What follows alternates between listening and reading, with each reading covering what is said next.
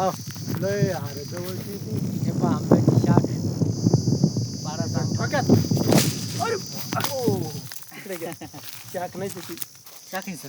शाख आहे. हा एकदम शाख आहे पाठ पहा. दादा. कोणी सर तुम्ही हे घ्या. एकदम हा, हे घ्या. 12 आंबा आहे. कोणी सर तुम्ही इकडं मार तुम्ही. परत ते पण म्हणा. हा. अरे नाही अरे पडला. पडली. अरे इथे ना तू. ते निसर्ग. अरे हो राव. हा. टिकलेली असल्यामुळे. हे देखील शाख सर. ही एक शाख पडली आता. ही पडली. हे इकडं. वा वा वा. ही पडली आता. पण ही कशी पडली? हो ही कशी पडली? लॉजिक. वा वा. हल्ला की पार शाख गावरान आंबा म्हणजे सर लय खाल्ले आज तुफान खाल्ले आणि परत आणखी आता हे आपणच पाडलेली खायची कमीत कमी आपण. 1,500-2,000 आंबे आणखी या झाडाला आहेत.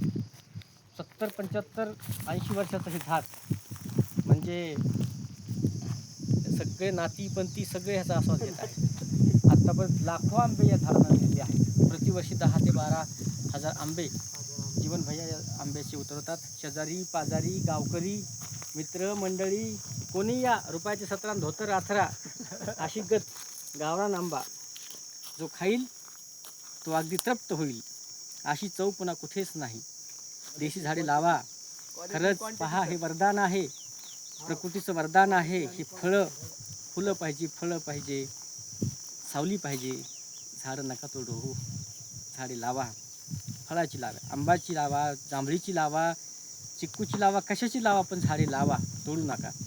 आणि जर असा रसरशीत रानमेवा खायचा असेल तर मित्रांनो गावरान आंब्याशिवाय झाडाशिवाय पर्याय नाही.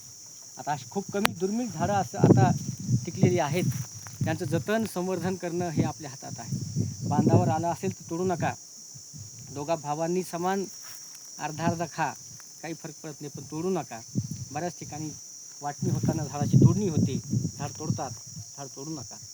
चिंच असेल जांभूळ असेल आंबा असेल हे देशी प्रजातीचे वृक्ष टिकले पाहिजेत. आज 12,000 ते 15,000 आंबा ह्या झाडाचा निघलेला आहे. कल्पना करा आम्ही एक 4-5 आंबे खाल्लेत पण तृप्त झालो. ढेकर असा तृप्तीचा आला. अगदी जीवन भैया पवन भैया तुमचे खूप खूप आभार आणि त्या आजोबांचे आभार की ज्यांनी हा 70-80-90 वर्षापूर्वी हा आंबा लावला होता. कदाचित त्यांना ह्याची फळं नसतील मिळाली परंतु आज ते जरी या जगात नसतील तरी परंतु मला असं वाटतं की त्यांना धन्यवाद देणं आपलं कर्तव्य आहे. म्हणून नव्या पिढीसाठी हा एक आदर्श आहे की आजोबांनी झाडं लावले त्याचे फळं आपण चाखतो. त्यामुळे झाडे जगवा. झाडे लावा आणि गावरान रसरशीत आंबे खा. रस खा. ह्याचं काय भरपूर वस्तू होतात परंतु जो आनंद पाऱ्याच्या आंब्यामध्ये आहे या शाखीमध्ये आहे तो कुठेच नाही. खोजे सर तर अगदी हेळून गेलेत. इतके खाल्लेत की कल्पना करू नका. कोणाला न सांगता जीवन भैयांचा आग्रह होता इकडं आलो. अगदी वजन वाढतं की काय झिरी वाढलेली परत काही परिणाम होतो की काय त्याची तमानं बाळगता अगदी चोखून खाल्ला. तर धन्यवाद मित्रांनो आणि जीवन भैयांचं पवन भैयांचा आभार मानावं तितकं कमी आहे. खरंच ते पहा म्हणजे असं मावणार नाही. दोघांची गाठी अशा कवेत मावणार नाही. इतका मोठा खोड पहा. दोघं तिघा येऊन सुद्धा हा कवेत मावणार नाही. इतका मोठा खोड या आंब्याच्या झाडाचा आहे आणि ह्याचा पहा ना किती उंच आहे. 50-60 फुटापेक्षाही जास्त उंच आहे. वरती तर इतके आहेत ह्याच्यावर वानर येतात बसतात खातात. सडा होता 2 दिवसापूर्वी जीवन भैया सांगत होते. अगदी कोय फोडून त्यातली ते सगळंच खाऊन घेतात आणि आज टोपलं भरून माझ्यासाठी खोजे सरांसाठी रानमेवा त्यांनी ठेवला आणि सगळ्यांसाठी हे झाड आजही उभं आहे. वादळ वाऱ्यात उन्हात तानात पावसात अगदी दुष्काळातसुद्धा हे झाड उभं आहे. 80 वर्षाचं हे झाड त्यानं खूप उन्हाळे पावसाळे सगळे पाहिलेले आहेत परंतु आजही तो तुमच्यासाठी माझ्यासाठी आपल्या सगळ्यांसाठी भरपूर रसरशीत आंबे देतो आहे. झाड विसरलेलं नाही आपल्या संस्कृतीला परंतु माणूस आज मात्र कुठेतरी आपली माती आपली नाती आणि संस्कृती विसरत चालला आहे. म्हणजे सर खरं सांगा हे खर्च दिला आपण या गावरान शाखचा आंब्याचा पाडाच्या आंब्याचा तुम्हाला कसं वाटलं ते गावरान आंबे खाऊन एकदा बसून सांगा. आंब्याच्या या फळापाशी बसून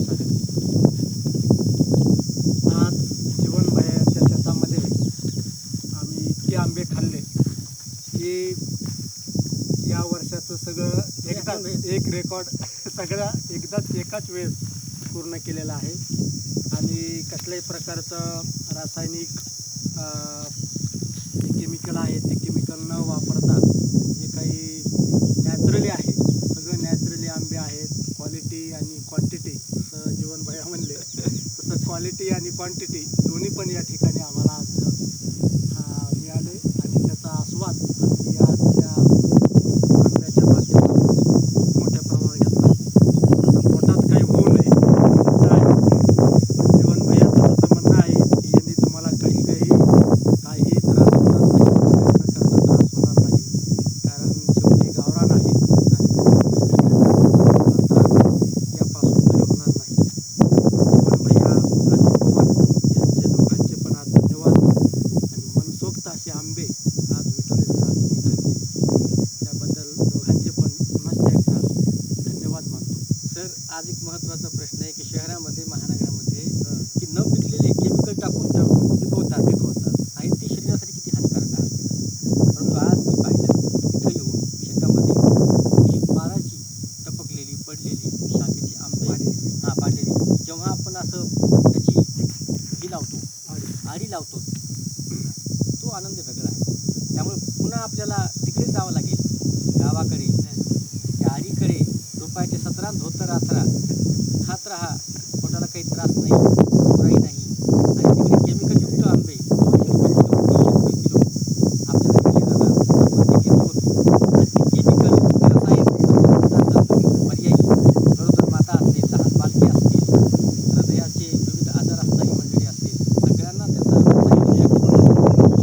त्यामुळे घरी सावधान व्हा. गावरानशिवाय पर्याय नाही, शेतीशिवाय पर्याय नाही, झाडाशिवाय पर्याय नाही. त्यामुळे माणसांनो जास्तीत जास्त आंब्याची झाडे लावा, जिथे कुठे असतील तोडू नका आणि ह्याशिवाय पर्याय नाही.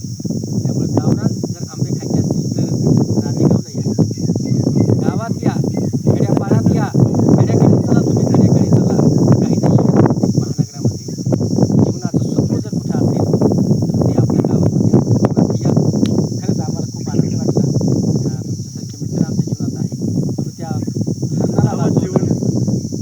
जिनके नाम में जीवन है और ये जीवन वृक्ष नाम का पेड़ जो आम देता है, छाया देता है. देखो ना पंछी वानर न जाने कितने वन्य प्राणी अपनी प्यास बुझाते हैं, अपनी भूख मिटाते हैं. जीवन भैया काय म्हणाल, आम्हाला तर खूप आनंद वाटला, शब्द नाही तुमच्या विषयात परंतु तर आज बघलं तर तिकडे वृक्षतोड चालू आहे. माझं म्हणणं आहे की वृक्षतोड करू नका, झाडं वाचवा, लावा आणि अशा फळाचा स्वाद घ्या. एवढंच म्हणणं. आणि जीवन भैया तुमचं काहीतरी परिवारांचं आजोबाने झाड लावलं होतं, वडिलांनी आंबे खाल्ले, तुम्ही खाता, आता तुमची लेकरं बाळं खातात आणि आणखी पण हा झाड वाढत आहे.